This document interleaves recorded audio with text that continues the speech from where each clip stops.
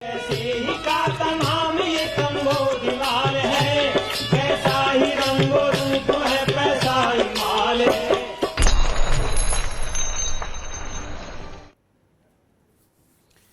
नमस्कार, मैं हूं शुभम शंकरधर। आप देख रहे हैं मनी 9। स्वागत है आपका मनी सेंट्रल में। मेरे साथ स्टूडियो में मनी 9 के एडिटर अंशुमान तिवारी जी जुड़ गए हैं।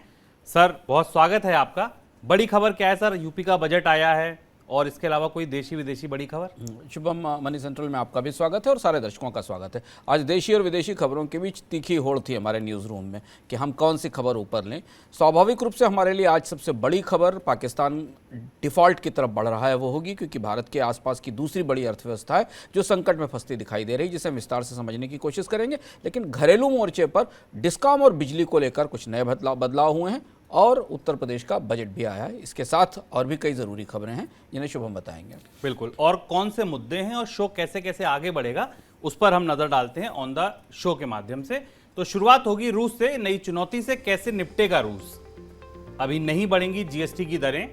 क्या नई स्कीम से निकलेगा बिजली समस्या का हल? क्या नई स्कीम है, कैसे काम करेगी, इस पर अंशुमान जी से चर्चा करेंगे। अब बैंकों को दिखेगा कोविड का साइड इफेक्ट। क्या साइड इफेक्ट है जो बैंकों पर दिखने वाला है, इस पर चर्चा होगी। क्या चावल के निर्यात पर भी लगेगी पाबंदी? और गहरे संकट में फंस गया पाकिस्तान, ये हमारी चर्चा का विषय होगा। लेकिन शुरुआत रूस के अपडेट से। सर, अमेरिका की तरफ से पाबंदी लगाने के बाद अब सबकी निगाहें 27 मई पर हैं, क्योंकि ये बड़ा दिन है जब रूस डिफॉल्ट की ओर बढ़ सकता है। कोई विकल्प की बात, कोई विकल्प की चर्चा जो रूस निकाल रहा हो? अभी फिलहाल रूस की तरफ से सिर्फ ये बात कही गई है कि इस डिफ़ॉल्ट को टालने के लिए रूस रूबल में पेमेंट करेगा।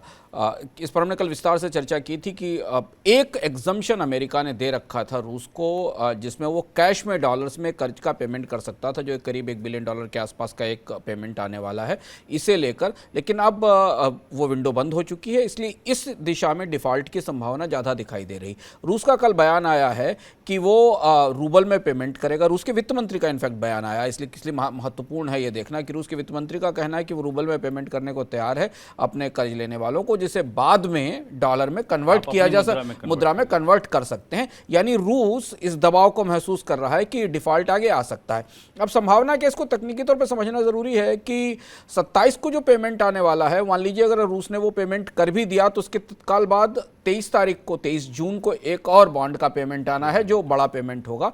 इन दोनों पेमेंट्स को लेकर उतनी चिंता नहीं है।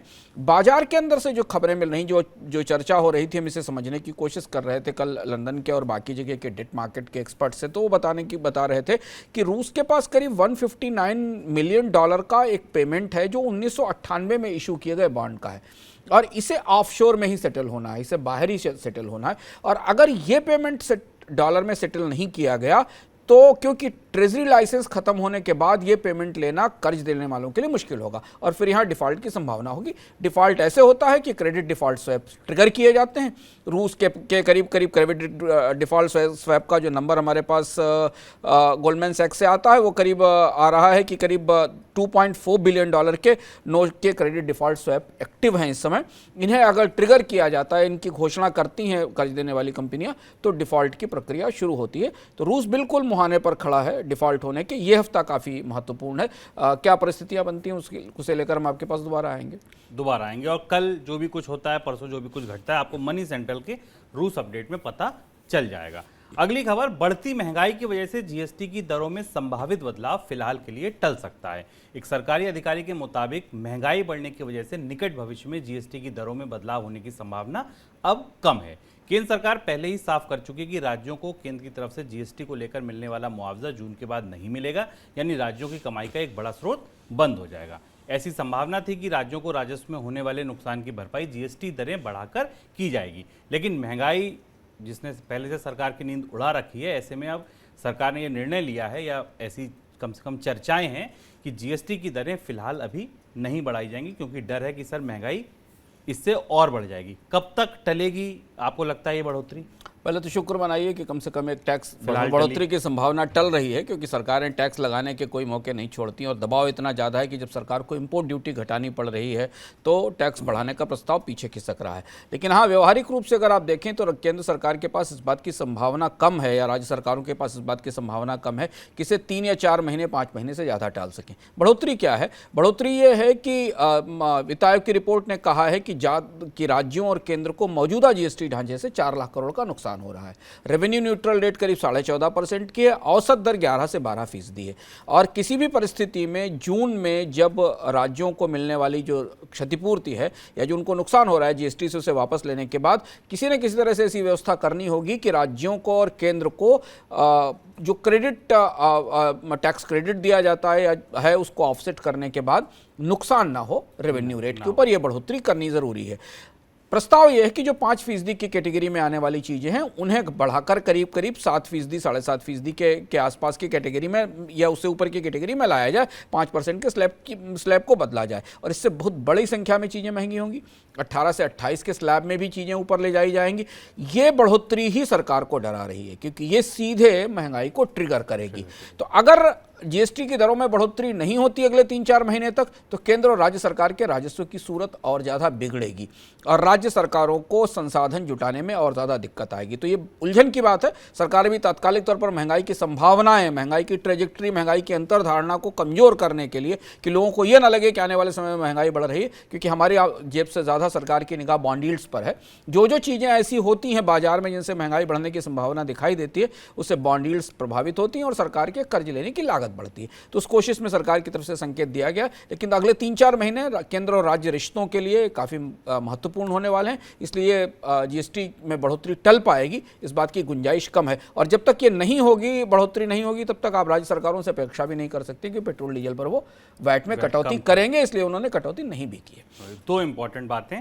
पहली बात, बढ़ोतरी नहीं हुई, आने वाले दिनों में केंद्र और राज्य के बजट की सूरत और बिगड़ेगी, ये अंशुमान जी ने कहा। दूसरा, केंद्र और राज्य के रिश्तों के लिए आने वाला समय बहुत इंपॉर्टेंट है, क्योंकि जून के बाद जो कंपनसेशन स्कीम थी वो बंद हो जाएगी। और इस बीच आज सर उत्तर प्रदेश, जो देश का बड़े राज्यों में शुमार है, उसका बजट आया। इस बजट के बारे में पहले मैं आपको 2-3 चीज़ें बता दूं, उसके बाद अंशुमान जी की टिप्पणी लेते हैं। ये बजट का जो आकार था वो 6.15 लाख करोड़ रुपए का था। पिछली बार ये जब बजट पेश हुआ था तब ये अनुमान था कि 5.5 लाख करोड़ का सरकार खर्च करेगी। बजट का मतलब कि सरकार इतना खर्च करेगी, लेकिन सरकार खर्च कर पाई 4.84 लाख करोड़, यानी कि जितना अनुमान था उससे करीब 60-65 हज़ार करोड़ रुपए कम ही खर्च हुए। उसमें एक रीज़न ये हो सकता है कि पिछले साल पहला क्वार्टर जो था वो कोविड वाला क्वार्टर था, तो सरकार खर्च नहीं कर पाई। एक बड़ा इंपॉर्टेंट नंबर जो आपको शायद बहुत कान लगा कर सुनना चाहिए अगर आप उत्तर प्रदेश में रहते हैं, तो वो ये कि सरकार ने अनुमान लगाया कि इस साल सरकार टैक्स लगाकर 3.67 लाख करोड़ रुपए की कमाई करेगी, जो पिछले साल अनुमान था 3.5 हजार करोड़ का और हो पाई केवल 2.75 लाख करोड़ की, यानी 3.25 लाख करोड़ रुपए सरकार ने पिछले साल टैक्स से कमाए थे। इस बार उम्मीद है कि वो 3.25 लाख रुपए के लाख करोड़ रुपए के आसपास कमाएगी। ये 1 लाख करोड़ रुपए सरकार अतिरिक्त टैक्स लगाएगी। टैक्स किस पर लगाएगी? अपनी जनता पर लगाएगी। अंशुमान जी ये बात कह रहे हैं कि कंपनसेशन भी बंद हो जाएगा, यानी कि सेंटर वाला वो भी हिस्सा नहीं आएगा। तो अब आप सोचिए कि आने वाले दिनों में कितने टैक्स उत्तर प्रदेश की सरकार पर लग सकते हैं, और अगर आप इन्हें केवल आंकड़े मानते हैं तो कोई बात नहीं। सर, अब इस पर आपकी टिप्पणी। सरकार ने खर्चा कम किया, समझ में आता है। टैक्स बढ़ाने की बात की वो रेखांकित करने वाली बात थी, वो मैंने दर्शकों को बता दी। आपके नज़रिए से सरकार का पहला बजट है, ये ऐसे की ही उम्मीद थी कि कोई बहुत बड़ी घोषणा नहीं होगी? शुभम, बड़े नंबर्स में हम ना भी जाएं तो ये बजट एक किस्म से पोस्ट कोविड भारत की राज्य की अर्थव्यवस्थाओं के बारे में कई महत्वपूर्ण संकेतों से भरा हुआ बजट है। इसे आप खिचड़ी में से एक चावल निकालकर टेस्ट कर सकते हैं। इसमें 3-4 महत्वपूर्ण चीज़ें समझना जरूरी है। संक्षेप में, एक, चुनाव में जितनी घोषणाएं सरकार ने की थी उसमें से कोई भी बड़ी घोषणा इस बजट में लागू होती नहीं दिखाई देती, खासतौर से बिजली को लेकर। वजह, डिस्कॉम के लिए डिस्कॉम का बकाया है। जब उत्तर प्रदेश सरकार कोयला ही इंपोर्ट नहीं कर पा रही तो सस्ती या फ्री बिजली देने की संभावना से किनारे हट जाती है। दूसरी महत्वपूर्ण चीज़ है कि किसी बड़ी टैक्स रियायत का ऐलान नहीं है, क्योंकि टैक्स की समस्या शुभम ने आपको इसको विस्तार से बताई है कि सरकार के रेवेन्यू का जो एस्टीमेट पिछले साल का था और उसका जो रिवाइज्ड एस्टीमेट आया उसमें बड़ा फर्क है और सरकार जितना पैसा लाना चाहती थी रेवेन्यू, उतना रेवेन्यू वो लेकर नहीं आई। चार्ट और नंबर्स आपको स्क्रीन पर दिखाई दे जाएंगे। तीसरी महत्वपूर्ण बात यह है कि सरकार का घाटा पिछले साल की तुलना में बढ़ा है, बोरोइंग सरकार की बढ़ी हुई है। तो ये एक किस्म से ये बजट इस बात का संकेत देता है कि अभी खुद उत्तर प्रदेश सरकार को इस बात का अंदाज नहीं है कि अगले 3-4 महीने में राजकोषीय परिस्थितियां किस दिशा में जाएंगी। डिस्कॉम को बिजली की आपूर्ति सुनिश्चित करने के लिए डिस्कॉम्स के बकायेदारी के लिए बजट से कितना पैसा देना पड़ेगा। 7-7.5% के आसपास पे कर्ज है, अगर वो 8-8.5% होता है तो कर्ज कितना लेना पड़ेगा। अभी भी राज्य सरकारों को शुभम ये पता नहीं है कि जब ये कंपेंसेशन खत्म हो जाएगा और 1 लाख 1.5 लाख करोड़ रुपए जो साल में मिलता था केंद्र से चला जाएगा, वो पैसा वापस कहां से आएगा, उतना पैसा जो उनको कंपेंसेशन के हिस्से के तौर पर मिलता था। और इसलिए इस बजट को लगभग सामान्य रूप से पुराने आंकड़ों के करीब रखा गया है। जैसे कि आप अगर इसमें टैक्स रेवेन्यू का नंबर देखें तो उसमें एक ज़्यादा आशावाद दिखता है, क्योंकि मौजूदा परिस्थितियों में उस तरीके के राजस्व की संभावना नहीं है। बारोइंग का नंबर पिछले साल सरकार की बारोइंग 85 लाख करोड़ से बढ़कर करीब 89 लाख करोड़ रुपए हो गई थी। इस साल भी सरकार को उतनी ही बारोइंग की उम्मीद है, यानी कि सरकार के कर्ज की जरूरतें इस साल और ज़्यादा बढ़ेंगी और बजट के आकार में एक सामान्य बढ़ोतरी दिखाई देती है। उसकी वजह है कि पिछले साल सरकार ने जितना बजट रखा था उतना वो खर्च नहीं कर पाई। बाकी कोई बड़ी क्रांतिकारी घोषणा, चीज़ों को बदलने की योजना की घोषणा नहीं है। चलती हुई सरकार थी, दोबारा सत्ता में आई थी, तो बाकी जो पिछली स्कीमें उन्हें कंटिन्यू रखा गया। घाटा, और सुन लीजिए, घाटा राजकोषीय घाटा जिसे कहते हैं, मतलब कि सरकार की कमाई और उसके खर्च के बीच का जो अंतर है, वो उत्तर प्रदेश सरकार का अनुमान है कि इस साल 81,177 करोड़ रुपए का होगा, जो पिछले साल 74,000 करोड़ रुपए का रहा। ये 81,177 करोड़ रुपए सरकार कर्ज लेगी, बॉन्ड निकालेगी और उससे जुटाएगी, जिसका ब्याज भरेगी सरकार, कमिटेड एक्सपेंडिचर का हिस्सा हो जाएंगे। आगे बढ़ते हैं। अंशुमान जी ने कहा बिजली संकट की बात की, तो अगली खबर बिजली संकट पे ही लेते हैं। बिजली संकट का हल निकालने के लिए सरकार लगातार प्रयास कर रही है। डिस्कॉम्स पर जेनकोस का बकाया खत्म करने के लिए अब ऊर्जा मंत्रालय नई योजना पर काम कर रहा है। प्रस्तावित योजना में बकाया भुगतान में देरी की वजह से लगे विलंब शुल्क को, यानी इसे आप पेनल्टी कह लीजिए, समाप्त किया जाएगा और कर्ज की जो मूल राशि है, यानी कि उधार की जो मूल राशि है, जेनकोस का जो उधार डिस्कॉम्स पर है, उस मूल राशि को 48 किश्तों में बराबर में बांट के पैसा दिया जाएगा। इस योजना से डिस्कॉम्स को विलंब शुल्क के करीब 19,833 करोड़ रुपए नहीं देने होंगे, उससे उन्हें राहत मिल जाएगी। दरअसल डिस्कॉम्स भारी कर्ज में लदे हैं, उन पर पावर प्लांट्स को भुगतान करने की परेशानी हो रही है। जब वो प्लांट्स को नहीं दे पा रहे तो प्लांट्स आगे कोयले का भुगतान नहीं कर पा रही है। सर, कैसे काम करेगी ये योजना पूरी? लौट के हम फिर वहीं आ गए। देखिए, अगर आप 2022 को 2021 से तुलना करना चाहें या 2015-16 से तुलना करना चाहें तो आपको लगेगा कि भारत के बिजली क्षेत्र में कभी कुछ नहीं बदलता। हम घूमकर वहीं आकर खड़े हो जाते हैं जहां 5 साल पहले खड़े हुए थे। जैसे कि हमने इस कार्यक्रम में भी चर्चा की थी और इससे पहले इकोनॉमिका में भी कहा था कि भारत में हर 3-4 साल में बिजली संकट आता है और उस बिजली संकट के पीछे पेमेंट की क्राइसिस होती है। पहले हम समझे हो क्या रहा है। ये सब जो सेंट्रल गवर्नमेंट की यूटिलिटीज़ हैं, बिजली उत्पादन कंपनियां हैं, जिसमें एनटीपीसी, एनएचपीसी जैसी कंपनियां हैं, उनका राज्य सरकारों की बिजली वितरण कंपनियां जो आपके हमारे घर तक बिजली लेकर आती हैं, उन पर 30,000 करोड़ रुपया बकाया है, 30,135 करोड़ रुपये बकाया है। जो प्राइवेट कंपनियां हैं जिनको बिजली पावर सेक्टर की तकनीकी भाषा में आईपीपी यानी इंडिपेंडेंट पावर प्रोड्यूसर्स कहा जाता है, इनका करीब 45,000 करोड़ रुपया बकाया है। और जो स्टेट के जेनकोज हैं, जो स्टेट की बिजली कंपनियां, बिजली घर जो राज्य चलाते हैं, उनका करीब 14,000 करोड़ रुपए बकाया है। लगभग 1 लाख करोड़ रुपए के आसपास की बकायेदारी खड़ी हो गई है, जबकि 2020 में एक पूरा पैकेज दिया गया था इन कंपनियों को और ये बकायेदार राज्यों की सूची आपके सामने दिखाई दे रही। जबकि राज्यों को सिर्फ यही चुकाने के लिए, यही सब कुछ खत्म करने के लिए कोविड के बीच में आत्मनिर्भर पैकेज के बीच में एक पूरा पैकेज दिया गया था, लेकिन कोई परिस्थिति नहीं सुधरी। हम वापस आकर वहां खड़े हो गए। अब स्कीम यह है कि बाकी सब चीजें छोड़ दीजिए, ये जो बकायेदारी है इसे 48 किस्तों में बांटकर चुका दिया जाए।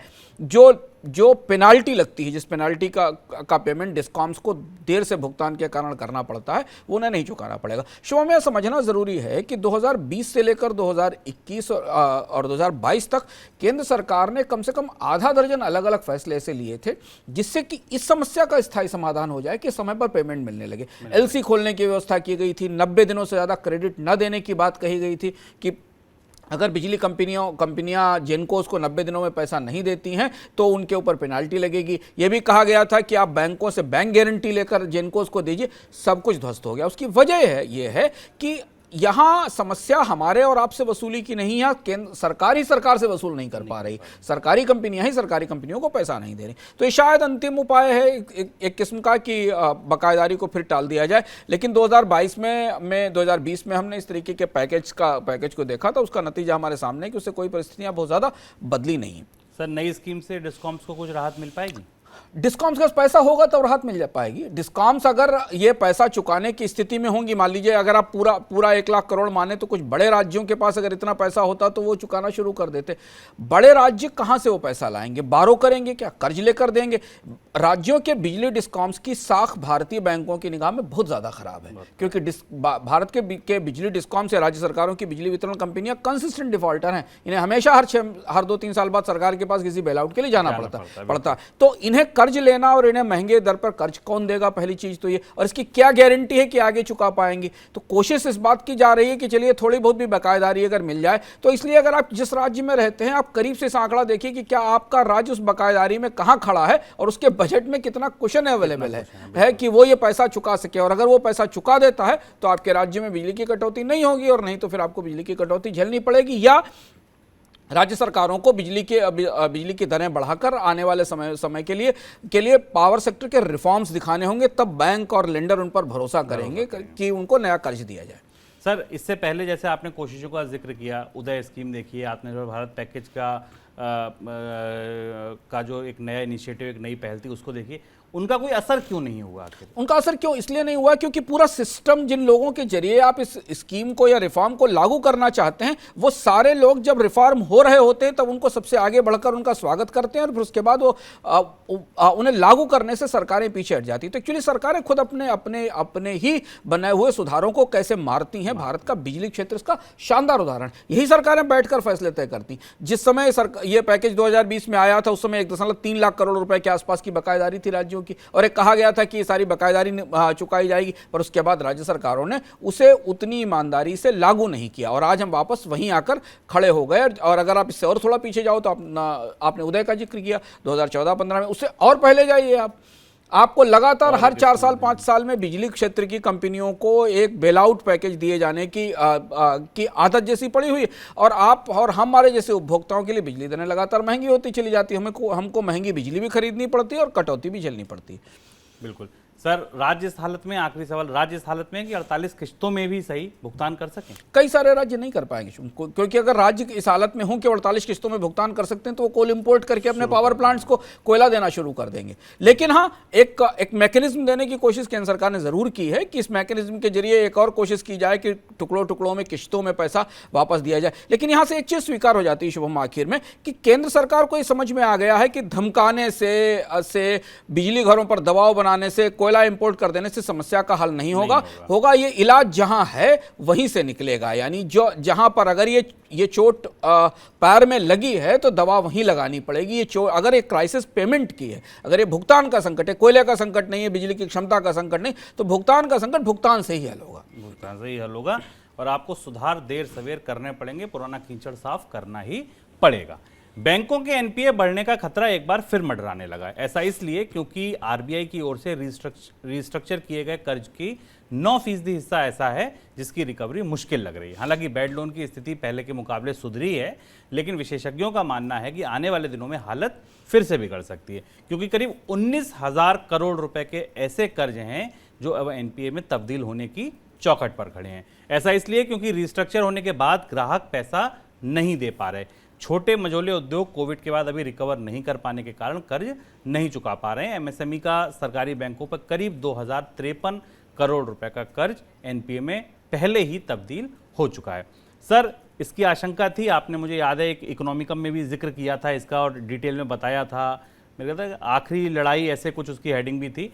क्या आपको लगता है कि आशंका थी, ये साइड इफेक्ट आने थे कोविड के और अब आ रहे हैं? इस बात की संभावना थी शुभम, जब मॉरिटोरियम दिए गए थे उसके बाद जब लोन की रिस्ट्रक्चरिंग की गई थी, इस बात की संभावना थी कि जैसे ही आप 2022 का वित्त वर्ष खत्म करके 2023 में पहुंचेंगे और जैसे ही चीज़ें मॉरिटोरियम में गए कर्जों की दोबारा गिनती शुरू होगी, बैंकों ने जिन्हें क्रेडिट रिस्ट्रक्चर करने की सुविधा दी है वो व्यवस्था खत्म होगी, तो ये बकाया कर्ज हमारे सर पर आएंगे। और इसको इनकार नहीं किया जा सकता था, क्योंकि कोविड में घुसने से पहले ही बैंकों के पास बड़े एनपीए खड़े हुए थे, वही उद्योग थे, वही कंपनियां थी जो पुराने कर्ज नहीं चुका पा रही थी। इस बीच उनका डिसरप्शन आ गया और उनका कामकाज और बंद हो गया। अब अगर आप इसका स्ट्रक्चर देखें तो रिटेल लोन्स का एक बड़ा हिस्सा, इसमें जो खुदरा कर्ज हैं वो भी नॉन परफॉर्मिंग एसेट्स में चले गए। करीब 2,974 करोड़ रुपए के प्राइवेट सेक्टर के कर्ज हैं जो रिटेल लोन हैं, यानी जो सामान्य लोगों ने होम लोन और बाकी लिए थे। याद कीजिए, मॉरिटोरियम लेने वालों में सबसे बड़ी संख्या ऐसे ही लोगों की थी। सरकारी बैंकों के करीब 2,000 करोड़ रुपए के खुदरा लोन हैं, जो होम, पर्सनल लोन और एजुकेशन लोन की साइड से हैं। अब यहाँ से ओवरऑल अगर आप देखें तो पिछले कर्जों का स्तर तो कम हुआ है बैंकों के कुल एडवांस की तुलना में, पर ये जो नई क्रेडिट क्राइसिस आगे आ रही है 19,000 करोड़ रुपए की, इसमें भी उद्योग के रोशनी में अगर देखें, एमएसएमई के रोशनी में देखें तो ज़्यादा बकायेदारी सरकारी बैंकों की है, और अगर आप उपभोक्ताओं के नज़रिए से देखें तो ज़्यादा बकायेदारी प्राइवेट बैंक्स की है। ये हमें बैंकों की बैलेंस शीट पर और बैंकों के कामकाज पर आने वाले समय में इसका असर ज़रूर दिखाई देगा। और इस पूरे मुद्दे को अगर आप और गहराई से जानना समझना चाहते हैं तो इकोनॉमिकम को ज़रूर देखिए, जहां पर छोटे उद्योगों के कर्ज पर अंशुमान जी ने विस्तार से बताया था कि आखिर ऐसा संकट क्यों उभर रहा है।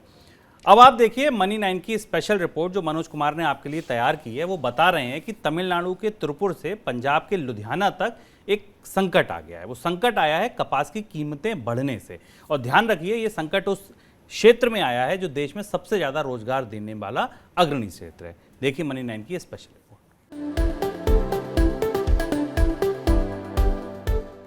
देश की हौजरी राजधानी तमिलनाडु के त्रिपुर में टेक्सटाइल मिलों में काम सुस्त पड़ा हुआ है।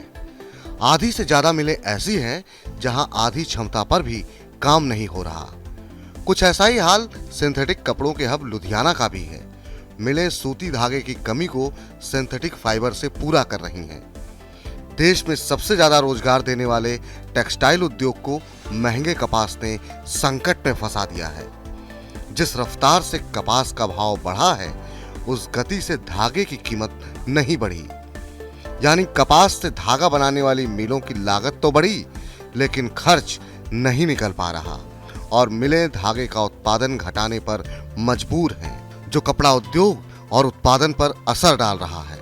त्रिपुर एक्सपोर्ट एसोसिएशन के सचिव एस शक्तिवेल ने बताया कि महंगे कॉटन की वजह से कई मिलें काम बंद करने की कगार पर पहुंच गई हैं। उन्होंने बताया कि कई मिलों ने कॉटन खरीदना बंद कर दिया है और जो पहले का खरीदा स्टॉक बचा हुआ है उसी से काम चला रही हैं। जनवरी से लेकर मई तक प्रति कैंडी कपास की कीमतों में 53% का उछाल आया है और ये बढ़कर 1.15 लाख रुपए हो गई हैं। इस दौरान धागे यानी कॉटन यार्न के दाम सिर्फ 21% ही बढ़े। मांग पहले ही कम हो गई है और मिलों को डर है कि बढ़ी हुई लागत का बोझ अगर खरीदारों पर डाला तो डिमांड और कम हो जाएगी। गुजरात स्पिनर्स एसोसिएशन का कहना है कि मिलें अभी उन्हीं ऑर्डर को पूरा करने के लिए उत्पादन कर रही हैं जिनको लेकर पहले डील हो चुकी थी। अगर कॉटन की कीमतें कम नहीं हुई तो वो मिलें भी बंद हो जाएंगी जो अभी थोड़ा बहुत काम कर रही हैं। दुनिया भर में कपास के दाम बढ़े हुए हैं और देश में इस साल कम उत्पादन से कीमतें ज्यादा भड़की हुई हैं। कपास उद्योग ने इस साल देश में उत्पादन करीब 30 लाख गांठ घटाकर 323.63 लाख गांठ होने का अनुमान लगाया है। ज्यादा भाव और कम उत्पादन को देखते हुए गेहूं और चीनी की तरह कपास निर्यात पर रोक लगाने की मांग भी उठ रही है। कपास उद्योग से जुड़े कुछ संगठन तो कपास के वायदा कारोबार पर रोक की भी मांग कर रहे हैं।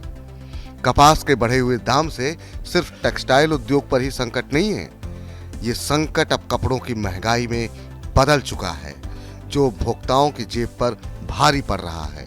पिछले साल अप्रैल में कपड़ों की महंगाई 3.5% के करीब थी, जो इस साल अप्रैल में 9.5% के पार चली गई है और यही हाल रहा तो दहाई के आंकड़े को भी पार कर जाएगी।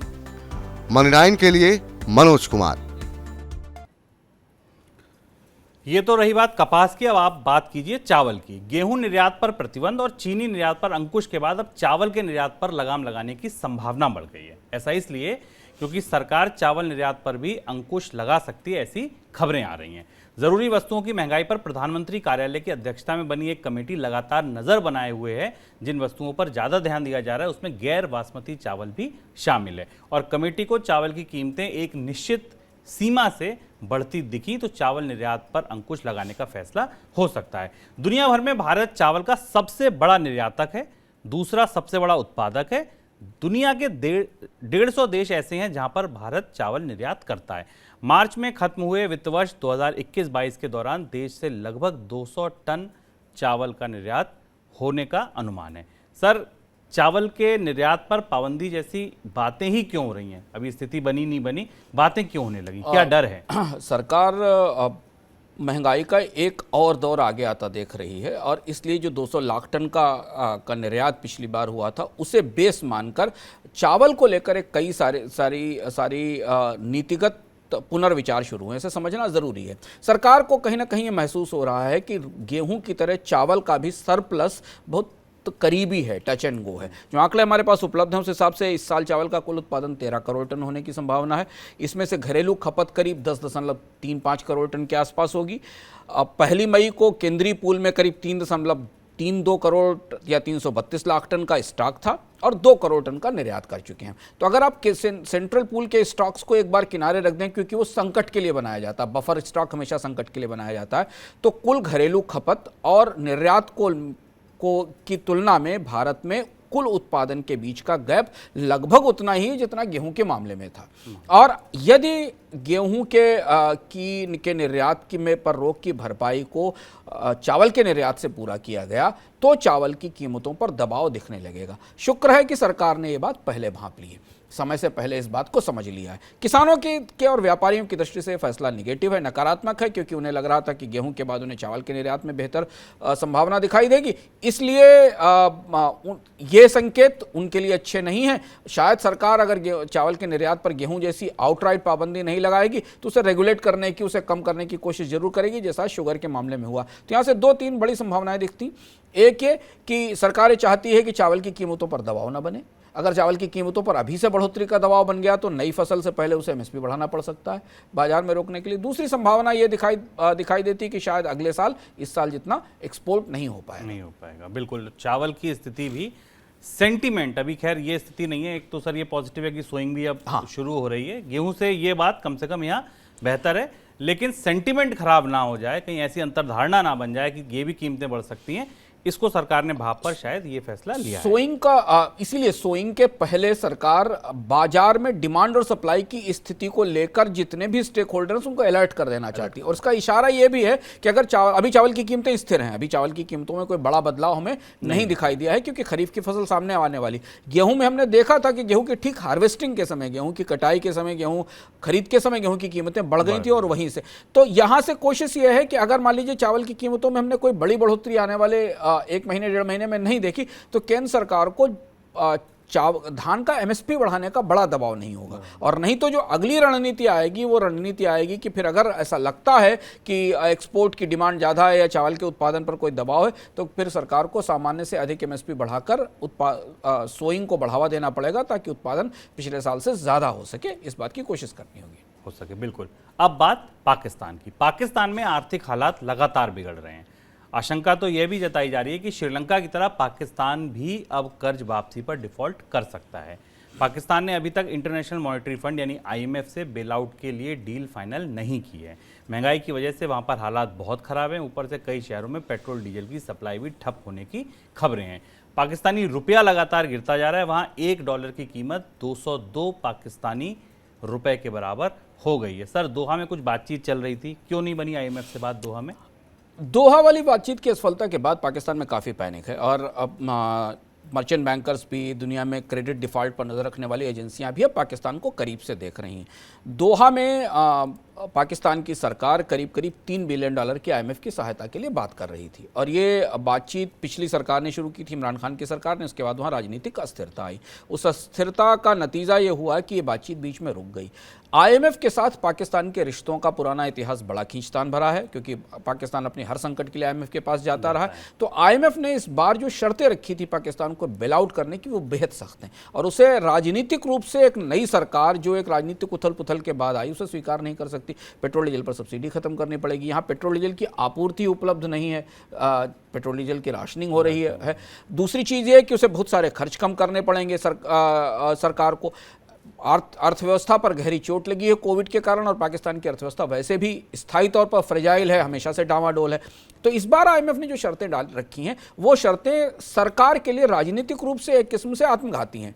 पर आईएमएफ ऐसी ही शर्तों के साथ कर्ज देना चाहता है, क्योंकि पाकिस्तान की अर्थव्यवस्था के साथ आईएमएफ का अपना तजुर्बा बहुत खराब है। आईएमएफ से लगातार ये वो दुविधा थी जिसके कारण दोहा में निराशा हाथ में लगी। दोहा में जो आईएमएफ के साथ बैठक हो रही थी, उसके बाद अब पाकिस्तान के प्रतिनिधिमंडल को कोई नतीजा निकलता नहीं दिखाई दिया और उसका तत्काल असर हमें पाकिस्तान में आर्थिक संकट की संभावना, डिफॉल्ट का खतरा, श्रीलंका जैसी परिस्थितियों की कल्पना, वो सारी चीजें हमें सामने दिखाई देने लगी। सर, सबसे बड़ी मुसीबत है कहाँ, क्या दिक्कत आ रही है पाकिस्तान की? अगर हम अर्थव्यवस्था में फॉल्ट पॉइंट देखें तो फॉल्ट लाइन सबसे बड़ी है क्या? सबसे बड़ी फॉल्ट लाइन है, सबसे बड़ी क्राइसिस है विदेशी मुद्रा भंडार। विदेशी मुद्रा भंडार $10.2 बिलियन पर है, जो केवल 2 महीने के इंपोर्ट्स के लिए पर्याप्त है। इस साल पाकिस्तान का ट्रेड डेफिसिट $45 बिलियन रहने की संभावना है, यानी उसके आयात और निर्यात का फर्क $45 बिलियन रहने वाला है। जब भी दो महीने के आसपास का विदेशी मुद्रा भंडार होता है तो देश की करेंसी की क्या हालत होती है, पाकिस्तान की करेंसी के इस चार्ट में आपको दिखाई दे रहा है।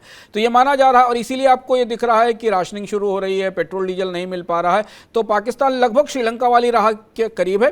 हालांकि श्रीलंका जैसी परिस्थिति अभी पाकिस्तान में बनी नहीं है, लेकिन पाकिस्तान में अगर 2 महीने का ही विदेशी मुद्रा भंडार बचा है तो इसीलिए वो बेचैनी पहले से शुरू हो गई थी, इसलिए आईएमएफ से बेल आउट के प्रयास लगातार शुरू कर दिए गए थे। तो ये एक बड़ा संकट है और अगर सरकार, और इस बार आईएमएफ थोड़ा सख्त दिख रहा है शुभम, अगर आईएमएफ को ये गारंटी नहीं दी गई कि सब्सिडी कम की जाएगी, राजकोषीय घाटे पर नियंत्रण किया जाएगा, तो शायद आईएमएफ इस बार वो किस्त जारी नहीं करेगा और किस्त जारी नहीं करेगा तो पाकिस्तान के पास बहुत ज़्यादा विकल्प नहीं है सऊदी अरब या चाइना से कर्ज लेने के, क्योंकि अब विदेशी मुद्रा भंडार काफ़ी डावाडोल है। सर, डिफॉल्ट की बातें क्यों हो रही हैं? डिफॉल्ट कर सकता है, डिफॉल्ट का खतरा क्यों गहरा रहा है? डिफॉल्ट का रिस्क इसलिए दिखाई दे रहा है, उसका जो सबसे बड़ी वजह है वो ये कि पाकिस्तान का करीब मैं फिच की एक रिपोर्ट पढ़ रहा था, फिच की इस रिपोर्ट के हिसाब से पाकिस्तान का करीब $20 बिलियन का एक्सटर्नल डेट या बाहरी कर्ज इस वित्त वर्ष में, अगर यानी FY23 में पेमेंट के लिए आने वाला है। इसमें लगभग $7 बिलियन के डिपॉजिट्स हैं जो चाइना और सऊदी अरब के हैं। वो शायद डिफ़ॉल्ट नहीं होंगे क्योंकि उनको रोल ओवर कर दिया जाएगा, जमा रोल ओवर कर दिया जाएगा। लेकिन इसके बाद जो पाकिस्तान के स्टेट बैंक का आंकड़ा बताता है कि इसके बाद बचे हुए कर्ज को उसे पे करना पड़ेगा। इसमें $2.5 बिलियन का शायद चाइना का भी कर्ज है जो चर्चा हो रही है। अब इस कर्ज को चुकाने के लिए अगर आप $45 बिलियन का ट्रेड डेफिसिट देख लें और करीब ये मान के चलें कि 10 से 11 बिलियन के आसपास के कर्ज का भुगतान आने वाला है, तो विदेशी मुद्रा भंडार तो केवल $10 बिलियन है। तो इसलिए अभी हालांकि दुनिया की किसी एजेंसी ने CDS ट्रिगर नहीं किए हैं, क्रेडिट डिफॉल्ट स्वैप ट्रिगर नहीं किए हैं, डिफॉल्ट की आशंका नहीं बताई, लेकिन पाकिस्तान की अर्थव्यवस्था को भीतर से जाकर आप देखने की कोशिश करें कि अगर विदेशी मुद्रा भंडार में आवक नहीं शुरू हुई, उसमें बढ़ोतरी नहीं शुरू हुई तो देर सवेर डिफॉल्ट की नौबत आ जाएगी। इस बात की आशंका दुनिया भर की एजेंसियों को है, क्योंकि पाकिस्तान का एक्सटर्नल डेट, पाकिस्तान के एक्सपोर्ट की रिक्वायरमेंट, इन दोनों की रोशनी में पाकिस्तान का विदेशी मुद्रा भंडार कतई अपर्याप्त है। मतलब उसके लिए मौजूदा समय में विदेशी मुद्रा भंडार उसे सपोर्ट नहीं कर सकता। अच्छा सर, ये बेल आउट बार बार पाकिस्तान को क्यों लेने पड़ते हैं? मतलब आप हर 2-4 साल 5 साल में एक खबर आती है कि IMF के पास जा रहा है बेल आउट का इतिहास कैसा है इनका? 22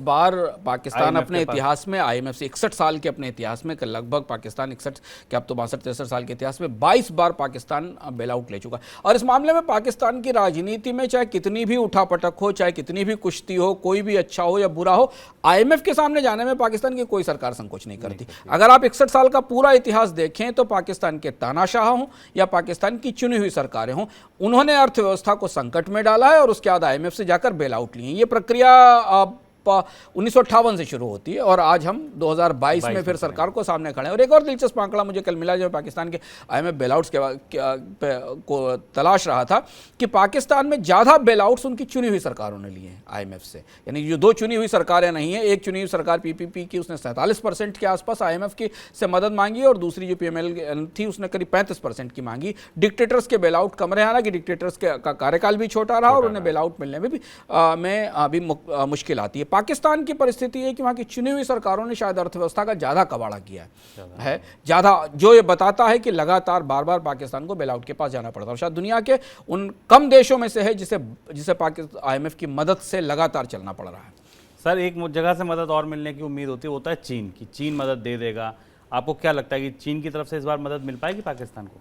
दिलचस्प बात है, चाइना ने पाकिस्तान के इस आर्थिक संकट के बाद जो चीन का जो आधिकारिक मीडिया है इस तरह की खबरें आ रही हैं कि चीन ने कहा है कि चीन का इन्वेस्टमेंट जो CEPC के तौर पर है उस पर असर नहीं पड़ेगा, क्योंकि चाइना का पाकिस्तान के टोटल डेट में चीन का हिस्सा केवल 1/10 है।